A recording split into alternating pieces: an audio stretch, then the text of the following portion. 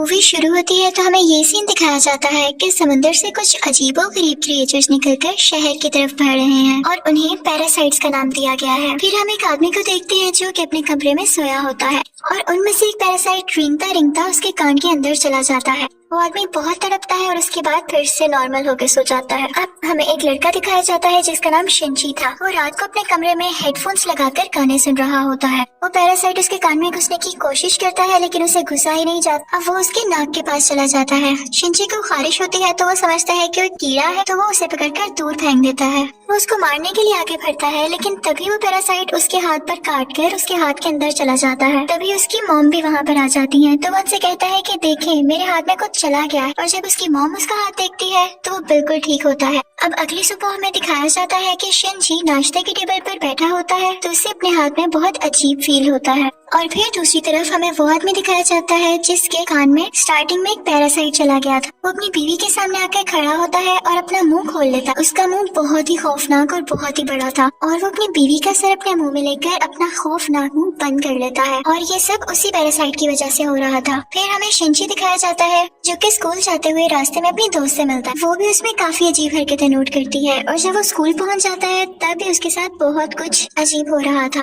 जैसे उसके right hand में काफी पावर आ गई हो। वो घर आता है और अपना हाथ काटने की कोशिश करता है लेकिन उसका हाथ मूव करने लगता है और उसे रोकता है और फिर हम देखते हैं कि उसका हाथ एक क्रिएचर में बदल गया है और वो शिंची से बातें भी कर रहा था। फिर हम देखते हैं कि वो शिंची की बुक्स भी पढ़ा करता था और उसका लैपटॉप भी यूज किया करता था क्योंकि वो इंसानों के रहने के तरीके जानना चाहता था। जब इसने शिंची की बॉडी में घुसने की कोशिश की थी तो शिंची ने इसे आगे जाने से रोक लिया था, इसलिए अब ये सिर्फ राइट हैंड में था और उसी हाथ को कंट्रोल कर रहा था। ये अपना नाम मिकी बताता है और कहता है कि तुम मुझे कभी मत काट क्योंकि मैं तुम्हें कुछ नहीं कहूँगा, तुम मेरे होस्ट जो हो। अब हम देखते हैं कि शिंची और मिकी में दोस्ती होने लगी थी लेकिन बाकी सब लोग जिनको पैरासाइट्स ने इन्फेक्ट किया था वो पूरे शहर में बहुत तबाही मचा रहे थे और इंसानों को मारकर खा रहे थे। दूसरी तरफ मिकी शिंची को खींचकर एक रेस्टोरेंट की तरफ ले जाता है। वहाँ पर भी बहुत सारे इन्फेक्टेड लोग यानी पैरासाइट्स इंसानों का गोश्त खा रहे थे। वो शिंची को देखते हैं तो उन्हें लगता है कि ये भी इन्फेक्टेड है और उससे भी वो गोश्त देते हैं, लेकिन जब उन्हें पता चलता है कि ये पूरी तरह से तो इन्फेक्ट नहीं हुआ बल्कि ये अभी भी इंसान है तो उसे ही मारने के लिए आगे बढ़ते हैं। लेकिन मिकी उनको आगे से मारता है और शिंची की जान बचा लेता है क्योंकि अगर शिंची मर जाता तो वो खुद भी मर जाता और ये उसने अपने फायदे के लिए किया था।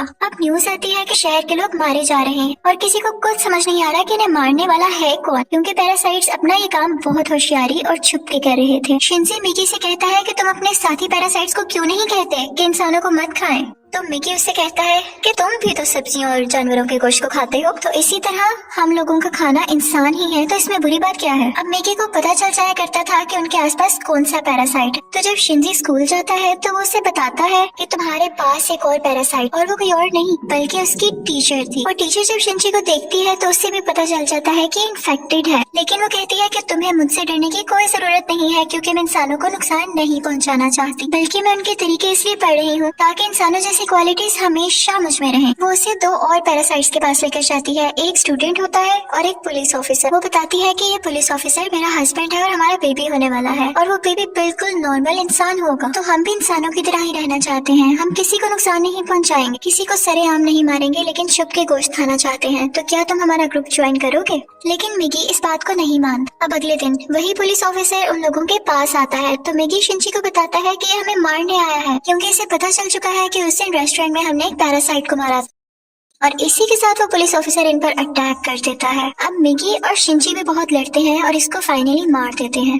जब शिंची घर आता है तो उसे बहुत बुरा लग रहा कि उसने एक मर्डर कर दिया लेकिन दूसरी तरफ हम देखते हैं कि पुलिस ऑफिसर की बॉडी से वो पैरासाइट निकलकर किसी और की बॉडी में चला जाता है और ये कोई और नहीं बल्कि शिंची की माँ थी और वो शिंची को मारने के लिए उसकी तरफ बढ़ रही थी। मिकी शिंची को बताता है कि तुम्हें मारना चाहती है तो शिंची उसे कहता है कि खबरदार तुमने मेरी माँ को कुछ कहा क्योंकि वो अपनी माँ से बहुत मोहब्बत करता था और वो नहीं चाहता था कि उसकी माँ मरे। लेकिन देखते ही देखते उसकी माँ का सर भी बाकी पैरासाइट्स की तरह खुलने लगता है और वो शिंची पर अटैक कर देती है। उसका बहुत खून जाया होता है और वो मरने के करीब होता है लेकिन अगली सुबह हम देखते हैं कि वो दोबारा से उठ खड़ा हुआ है तो मिकी उसे बताता है कि तुम बहुत जख्मी हो गए थे लेकिन मैंने अपने सेल से तुम्हारे जख्म को ठीक कर दिया। लेकिन यहाँ बुरी बात ये थी कि अब शिंची की बॉडी में मिकी के सेल्स चले गए थे और अब वो पूरी तरह इन्फेक्ट हो रहा था। अब शिंची अपनी माँ को ढूंढने लगता है लेकिन वो कहीं पर नहीं मिलती तो वो टीचर के पास जाता है और पुलिस पुलिस ऑफिसर के बारे में पूछता है, लेकिन वो टीचर भी उसे कुछ नहीं बताती। मिकी उसे बताता है कि अब दिन में मुझे भी 4 घंटे सोने की जरूरत पड़ेगी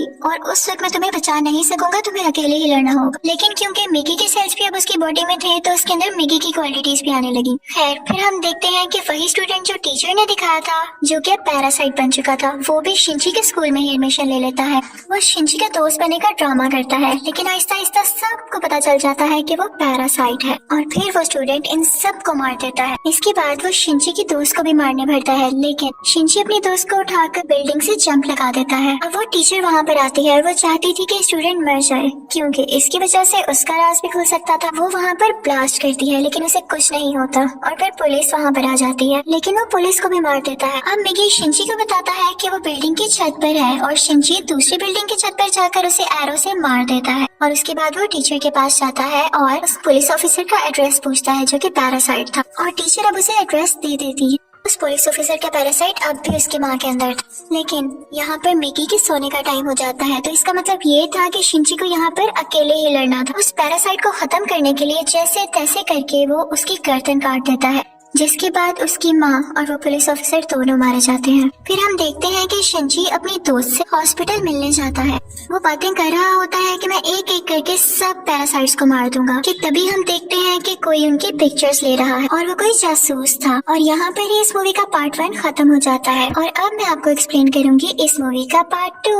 अब पार्ट 2 में उस इंसिडेंट के कुछ महीनों बाद का टाइम दिखाया गया है, जब आर्मी को पता चल जाता है कि इस शहर में कोई पैरासाइट्स है जो लोगों पर अटैक कर रहे हैं और वो लोगों को बचाना चाहते थे। फिर वो जेल से एक सीरियल किलर को लाते हैं जो पहचान सकता था कि पैरासाइट कौन है और नॉर्मल ह्यूमन कौन है। उसके सामने एक एक करके लोग लाए जाते हैं तो वो सबको नॉर्मल कह देता है, लेकिन जब उसके सामने शिंची आता है तो वो सोच में पड़ जाता है और काफी सोचने के बाद कहता है कि ये भी नॉर्मल है। अब शिंची जब घर जा रहा होता है तो मिकी उसे बताता है कि हमारे बहुत पास एक पैरासाइट है और वो पास की एक बिल्डिंग में जाते हैं जहाँ पर वो पैरासाइट एक इंसान का गोश्त खा रहा होता है। जब वो पैरासाइट शिंची को देखता है तो उसकी तरफ बढ़ता है, लेकिन मिकी इसे मार देता है। फिर अचानक उसे फील होता है कि जैसे उसके पीछे कोई है और ये कोई और नहीं बल्कि वही आदमी था जिसने पार्ट 1 के एंड में शिंची और मिकी की पिक्चर्स ली थी। और फिर हमें शहर का मेयर दिखाया जाता है जो कि पैरासाइट्स की फेवर में बोलता था और बहुत बुरा आदमी था और वो टीचर भी उसके साथ मिली हुई थी। और अब हम देखते हैं कि उस टीचर का बेबी भी हो चुका था जो कि बिल्कुल नॉर्मल ह्यूमन था। वो मेयर जान गया था कि शिंची पैरासाइट्स को मार रहा है तो वो भी उसे मारना चाहता था, लेकिन टीचर उसे मना कर देती है। वो कहती है कि मिकी और शिंची आपस में जुड़े हुए हैं तो मैं देखना चाहती हूँ ये कैसे एक साथ रहते हैं, और अगर तुम शिंची को मारोगे तो हमारा पैरासाइट मिकी भी मर जाएगा। और इसीलिए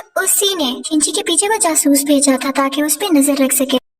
शिंची एक दिन चल रहा होता है कि उसे फिर से फील होता है कि उसके पीछे कोई है। वो जासूस उसकी सारी बात सुनता है और उसे कहता है कि तुम्हें अपने बारे में पुलिस को बता देना चाहिए। तो शिंची उससे कहता है कि नहीं, पुलिस में भी बहुत सारे पैरासाइट्स भरे पड़े हैं। उसे यहाँ पता चल जाता है कि इस जासूस को टीचर ने उसके पीछे लगाया है। तो वो टीचर के पास जाता है और कहता है ये तुम सब क्या कर रहे हो, ये करना बंद क्यों नहीं कर देते। तो टीचर उससे कहती है तो तुम हमारे साथी पैरासाइट्स को क्यों मार रहे हो, वो सिर्फ अभी इंसानों को खाना सीख रहे हैं और कुछ देर बाद वो उनको मारना भी बंद कर देंगे।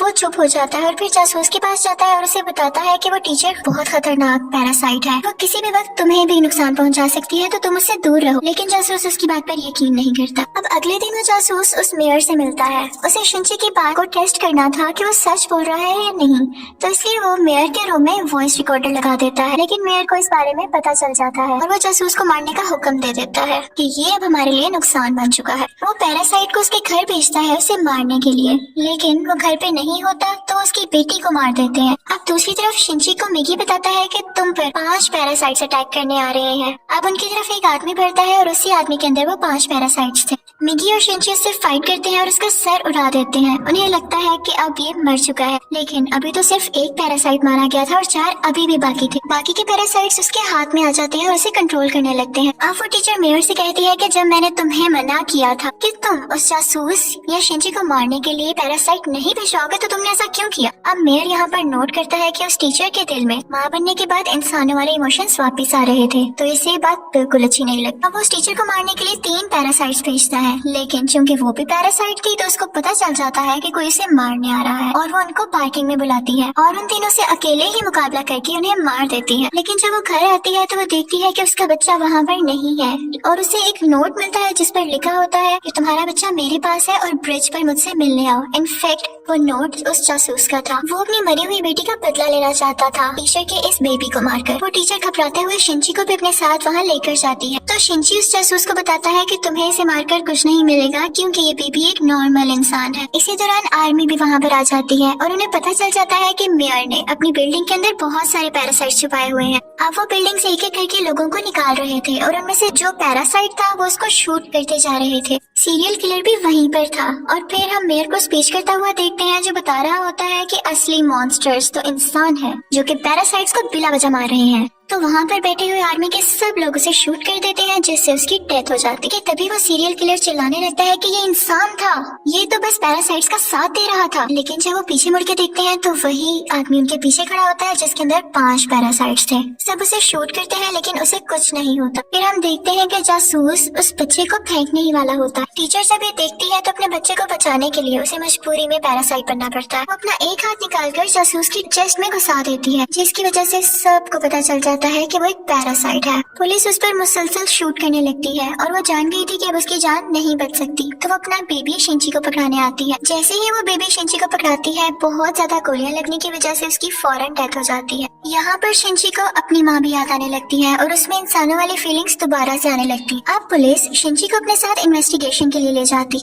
लेकिन साथ ही उन्हें खबर मिलती है कि उस पैरासाइट ने जिसके अंदर 5 पैरासाइट थे आर्मी को मार दिया है। तो शिंची फौरन से कार लेके वहाँ पे जाता है और वही पैरासाइट उसकी कार को रोककर उसका एक्सीडेंट कर देता है। अब वो जंगल में चला जाता है और मैगी से कहता है कि जब तक तुम मेरे साथ हो उसको पता चल जाएगा कि हम कहाँ हैं, तो तुम मुझसे अलग हो जाओ प्लीज। इसी के साथ वो पैरासाइट फौरन वहाँ आ जाता है और उन पर अटैक करने लगता है। अब क्योंकि शिंची और मैगी की काफी दोस्ती हो चुकी थी तो मैगी अपनी कुर्बानी दे देता है, यानी अपनी जान सेक्रीफाइस कर देता है, उसकी बॉडी से अलग हो जाता है और शिंची को वहाँ से भाग जाने का कहता है और मैगी को वो पैरासाइट मार देता है, जिस पर शिंची काफी उदास हो जाता है और फिर अपनी दोस्त के घर की तरफ जाता है। वो उसका बहुत ख्याल रखती है। वो लेटा होता है कि एकदम देखता है कि उसके बाजू में से मैगी का एक और हिस्सा ग्रो कर रहा है और ऐसा इसलिए हुआ क्योंकि जब मैगी ने अपने बॉडी सेल्स से उसकी बॉडी को ठीक किया था तो मैगी के सेल्स भी तो उसकी बॉडी में आ गए थे, इसलिए वो चाहता तो दोबारा ग्रो कर सकता था। शिंची को फील हो गया था कि अब ये दोबारा आ रहा है तो उस पैरासाइट को दोबारा से पता चल जाएगा कि मैं कहाँ हूँ। तो अपनी दोस्त की जान बचाने के लिए उसको बाय कहकर वहाँ से चला जाता है। लेकिन जैसे वो बाहर जाता है तो वो पैरासाइट उसे पकड़ लेता है,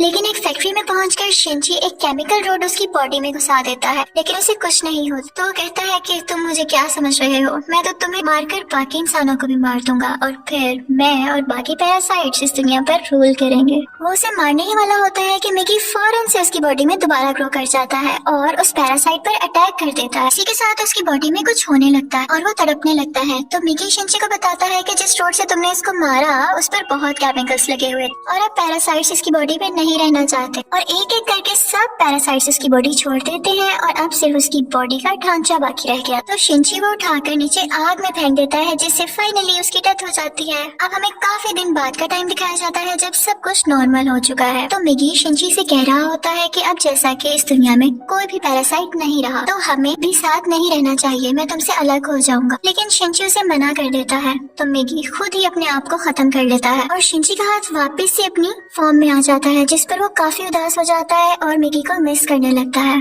अब हम देखते हैं कि काफी टाइम गुजर गया है और शिंची और उसकी दोस्त अच्छी जिंदगी गुजार रहे थे और वो उस टीचर के बेबी से भी मिलने जाया करते थे कि अचानक हम देखते हैं कि वो सीरियल किलर वापस आ गया था और वो शिंची की दोस्त को किडनैप कर लेता है। वो उसके कान में कहता है कि असली मॉन्स्टर इंसान है, लेकिन शिंची की दोस्त उसे कहती है कि असली मॉन्स्टर तो तुम हो, तुम लोगों को मारते हो। तो इस बात पर वो सीरियल किलर उसको बिल्डिंग से नीचे धक्का दे देता है, लेकिन शिंची फौरन से जाता है और अपना हाथ लंबा करके उसे बचा लेता है और यहाँ पर उसे फील होता है कि उसकी मदद यहाँ पर मैगी ने की है और यहाँ पर मूवी फाइनली खत्म हो जाती है।